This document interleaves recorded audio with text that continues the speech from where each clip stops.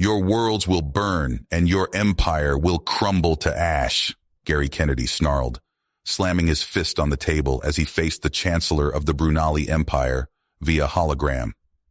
The human's eyes flashed with fury, his jaw clenched tight. This is humanity's last warning. End your subjugation of our colonies now or face the consequences. The oppressive Brunali Empire had ruled the galaxy with an iron fist for centuries, enslaving and exploiting countless species across the stars. When they made first contact with humanity decades ago, they saw the humans as just another primitive race to conquer and dominate. But humanity would not submit so easily. Tensions simmered as human worlds strained under the yoke of Brunali occupation. Resistance cells took root, striking against Brunali targets with growing boldness. The human spirit proved indomitable, and unrest spread like wildfire. Gary Kennedy and his Special Forces team had just dealt the Brunali a humiliating blow, conducting a devastating raid on a key enemy installation. Not only had they destroyed a major Brunali military asset, but they'd recovered critical intelligence in the process. Sifting through the decrypted data, Gary uncovered the Brunali's most terrifying secret yet, the location of a planet-killing superweapon that could burn entire worlds to cinders.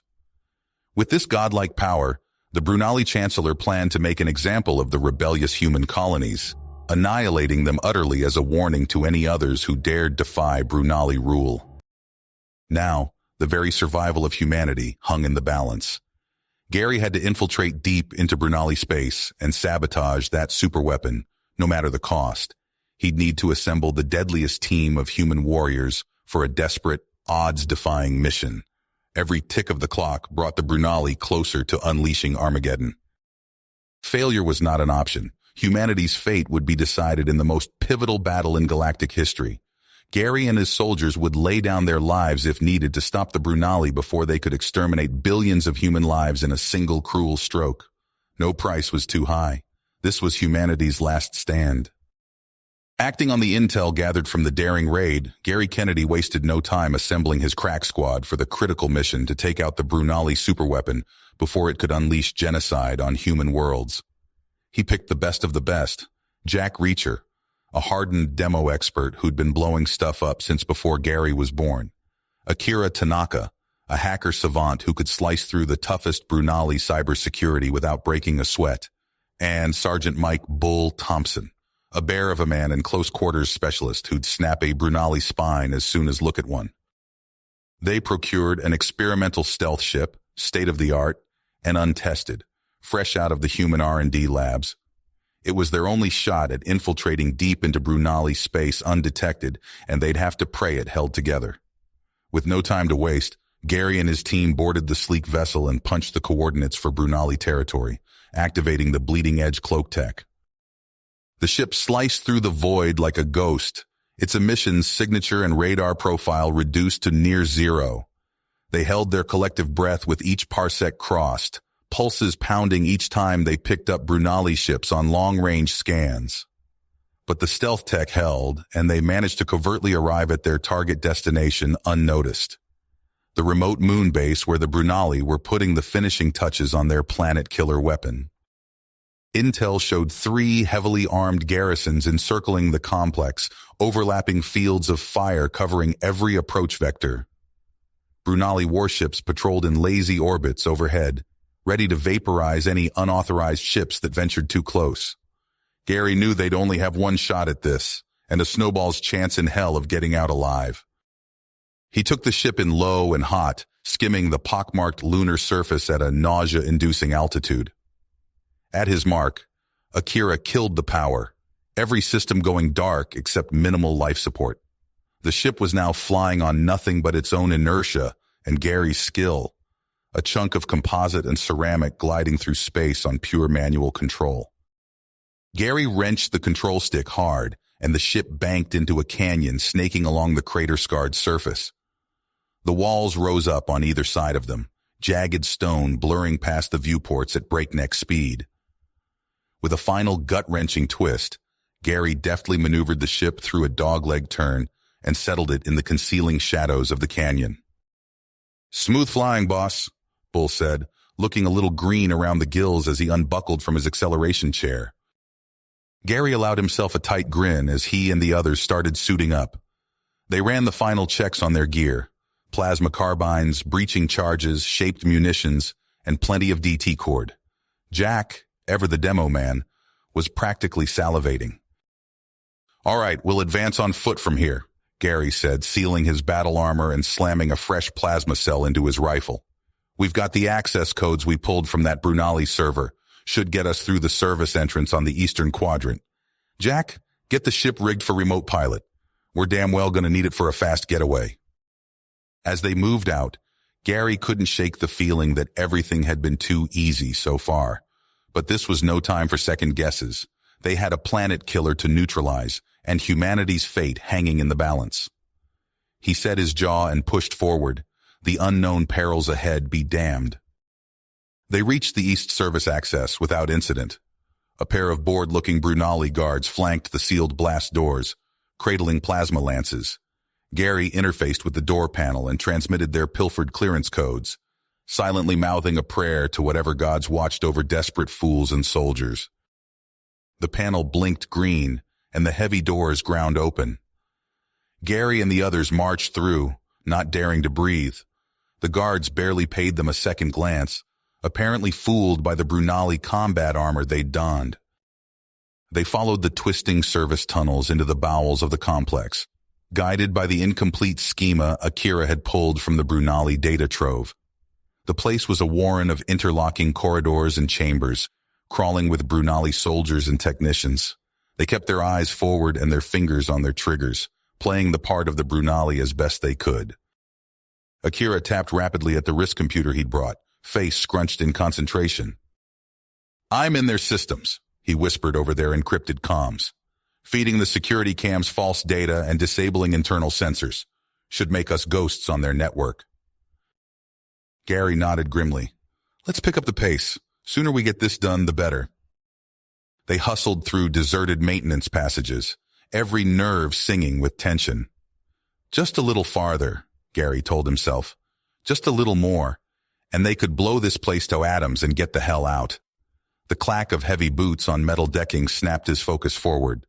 A Brunali guard had just rounded the corner ahead and was staring at them with naked suspicion. There was no hiding their human features at this distance. Time froze for a heartbeat. Then Gary was moving. He lunged forward, clamping a hand over the guard's mouth and driving an armored knee into his abdomen. The Brunali doubled over with a muffled grunt, and Gary wrenched his head to the side, vertebrae snapping with a sickening crunch. He lowered the lifeless body to the floor, but the damage was done. Alarms started blaring throughout the complex, a deafening klaxon that set Gary's teeth on edge. Brunali voices barked over the intercom, the words foreign, but their meaning clear. The base was going into lockdown, and all forces were mobilizing to deal with the intruders. "We're made!" Gary shouted, racking the slide on his plasma carbine. He could already hear the booming report of Brunali rifles and the crackle of energy weapons powering up. "Haul ass to the central chamber! Move!" And then all hell broke loose. Brunali soldiers poured into the corridor, fangs bared and plasma screeching through the air. Gary and his team returned fire, superheated gas and bolts of nuclear fury crisscrossing in the air between them. Bulkheads buckled and screens shattered, the confined space turning into a frothing cauldron of destruction. They leapfrogged between cover, pouring fire into the Brunali lines while bounding forward. Mike held the rear, hosing a trio of Brunali troopers with searing plasma and sending them tumbling. Akira worked frantically at his wrist computer while snapping off precise shots one-handed. "I've got a lock on the super weapon," he called out over the din of battle. 60 meters ahead, that blast door at the end of the hall." Gary put a plasma bolt through a Brunali's faceplate and dove into the scant protection of a buckled wall panel. "You heard the man," he roared. "Punch through, whatever it takes." They crashed against the Brunali like a tidal wave, unstoppable momentum backed by pure adrenaline. Gary felt the temperature ticking up as waste heat from dozens of plasma rifles saturated the corridor. Sweat ran into his eyes, but he blinked the stinging drops away and kept up his relentless barrage. After a small eternity of blistering violence, they reached the imposing blast door sealing off the central chamber.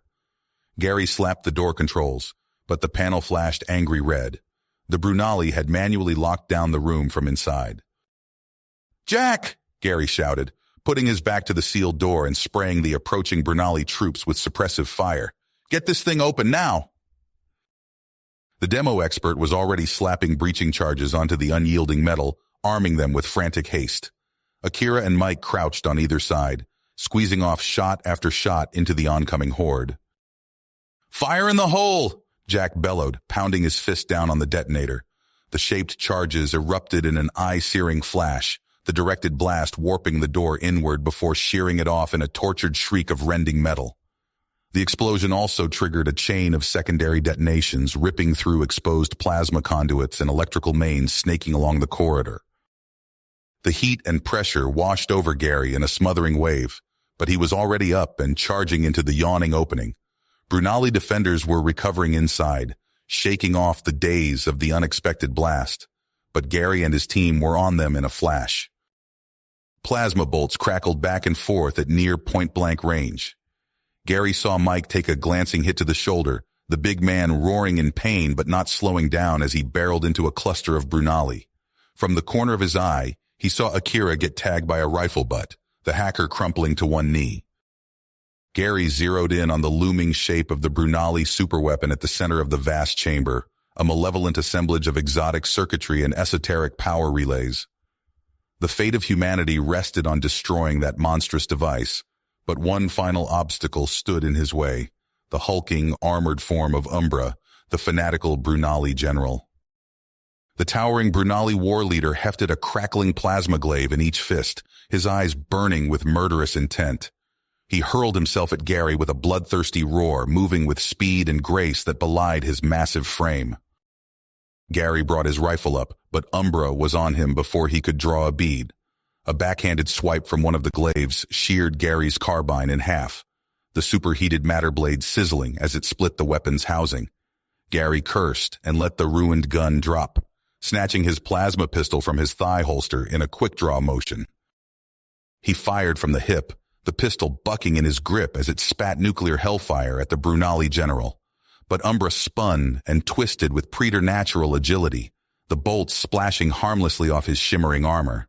He lunged inside Gary's guard, glaives hissing as they arced for the human's neck.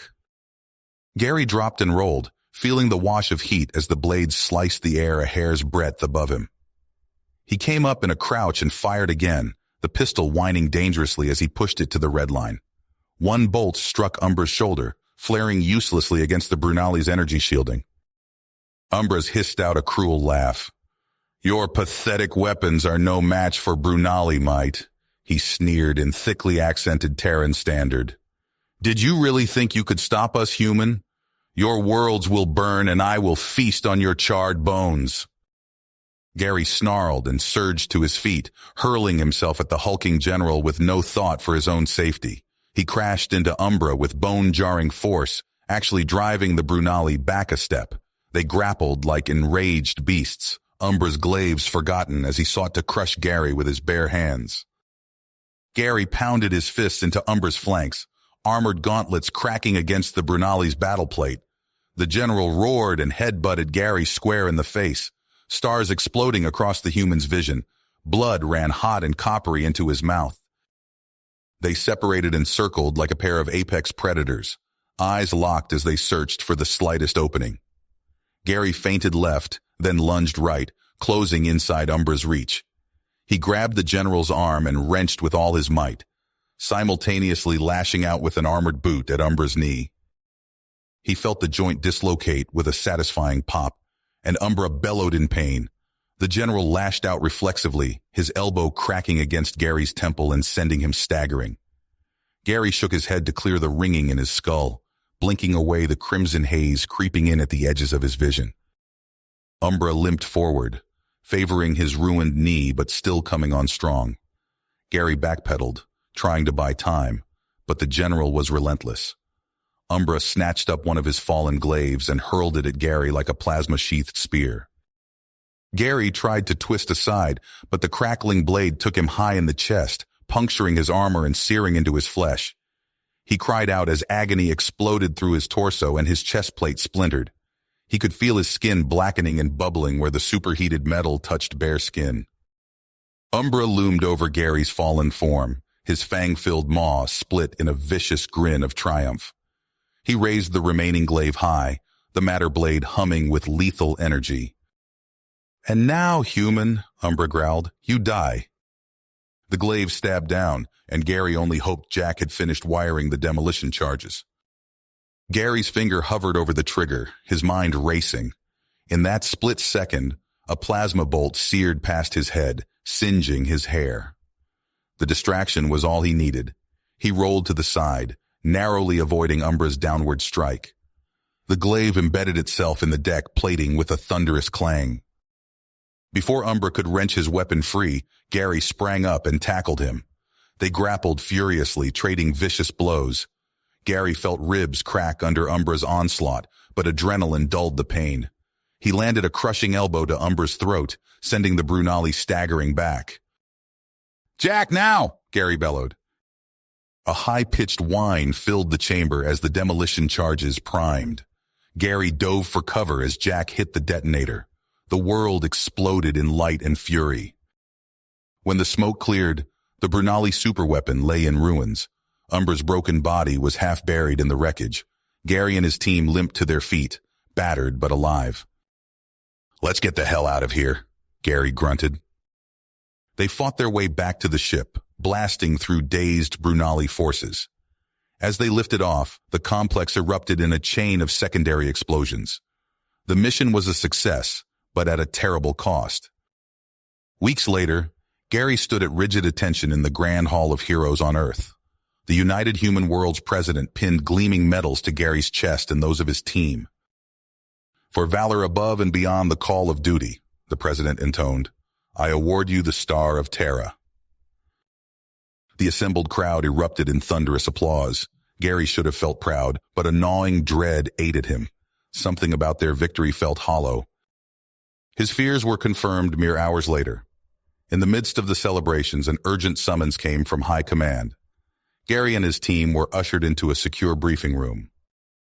Admiral Chen's grim face filled the main view screen. "I'm afraid the good news ends here, people. We've intercepted Brunali transmissions. It's bad." The Admiral's words chilled Gary to the bone.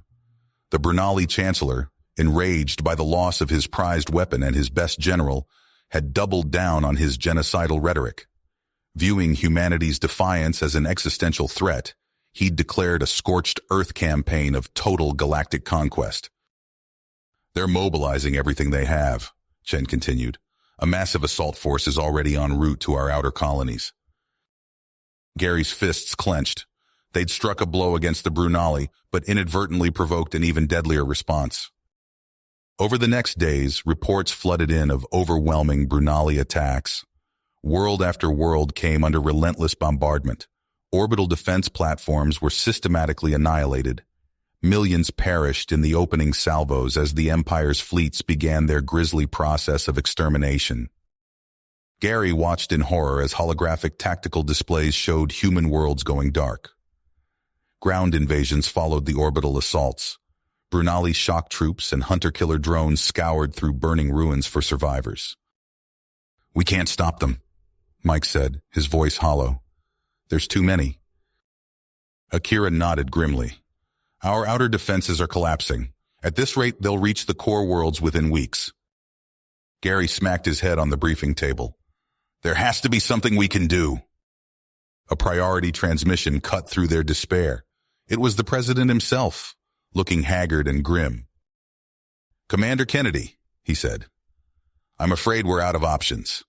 The Security Council has authorized our final contingency. You and your team are to report to Fortress Echo immediately for briefing on Operation Hellfire." Gary's blood ran cold. He'd heard whispers of hellfire, but never imagined it would come to this. As they boarded a stealth transport bound for parts unknown, Gary prayed they weren't about to become the architects of an even greater atrocity. The transport deposited them on a desolate moon in the galactic fringe. A concealed entrance led them deep underground to a hardened command bunker. There, grim-faced officers laid out humanity's doomsday protocol. Hellfire was the ultimate deterrent. A network of cloaked missile silos dispersed throughout human space, each armed with relativistic kill vehicles capable of shattering planets. The Brunali homeworlds were already targeted for genocidal retaliation. "You'll have control of the entire Hellfire array from this command hub," the mission controller explained. "Over 10,000 warheads at your disposal." Gary felt the weight of apocalyptic power settling on his shoulders. The controller handed each team member a set of coded authentication keys. "The launch requires unanimous consent," he said. "You all have to agree." For days they monitored the Brunali onslaught from their underground fortress. The Imperial war machine gathered unstoppable momentum. Human worlds were reduced to ash and ruin as the orgy of violence raged unchecked. Gary's display pinged. It was a direct line from the president.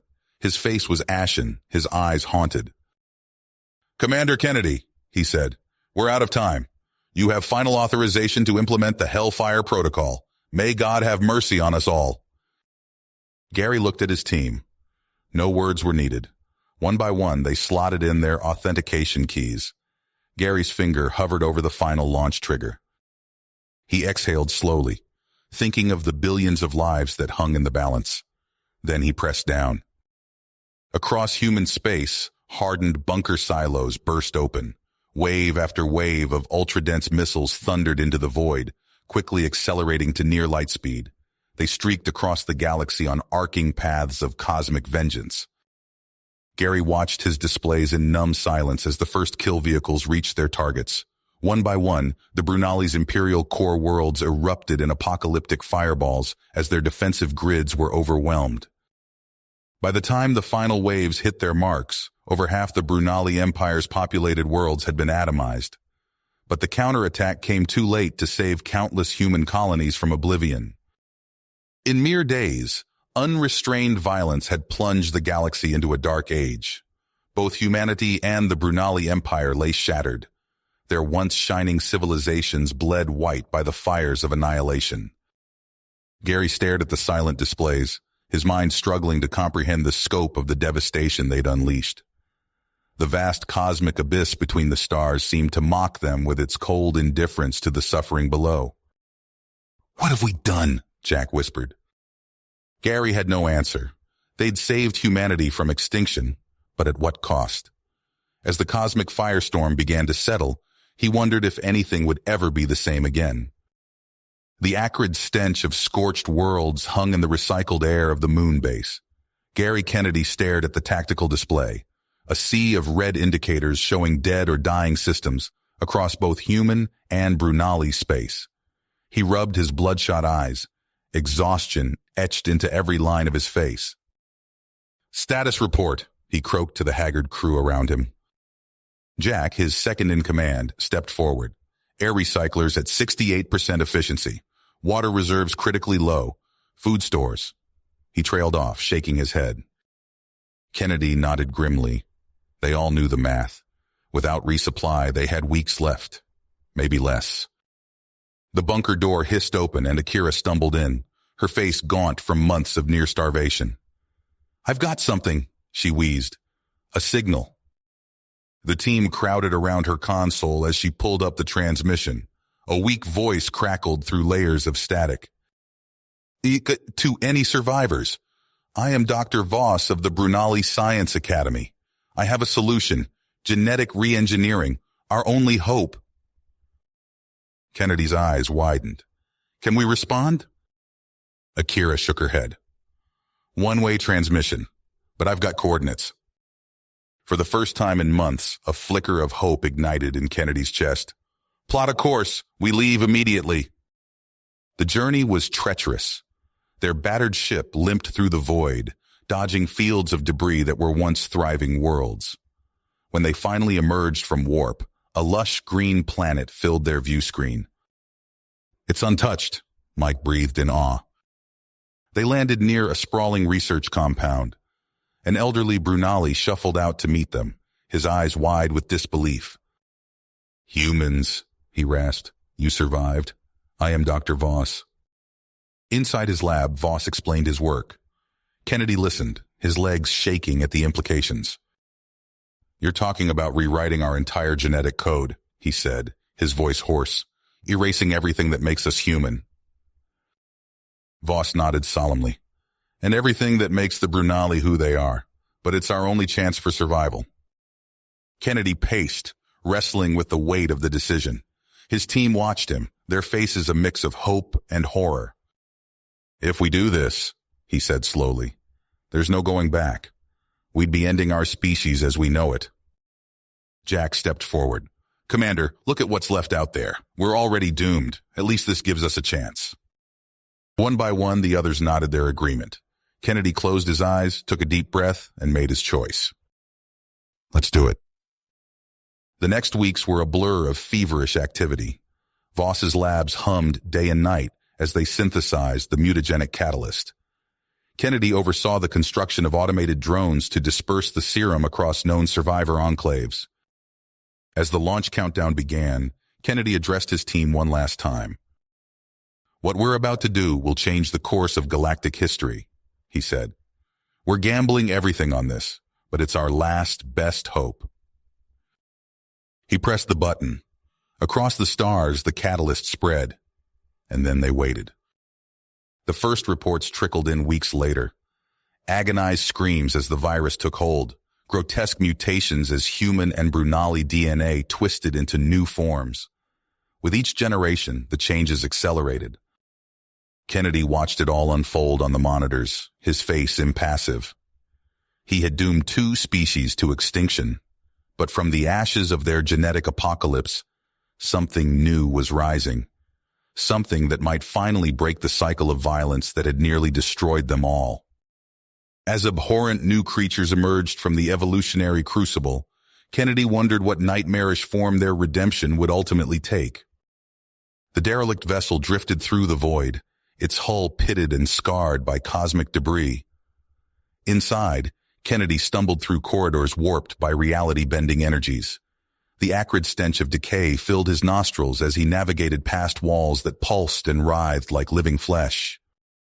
Kennedy's form shifted and flowed, his body a kaleidoscope of mutating tissue. One moment, tentacles sprouted from his torso. The next, crystalline structures erupted from his skin. He fought to maintain coherent thought as his mind fragmented and reassembled with each passing second. "What have we become?" he gasped, his voice a cacophony of discordant tones. A massive shape lumbered into view. Bull, now a behemoth of muscle and bone. Serrated fangs jutted from a mouth that split his torso.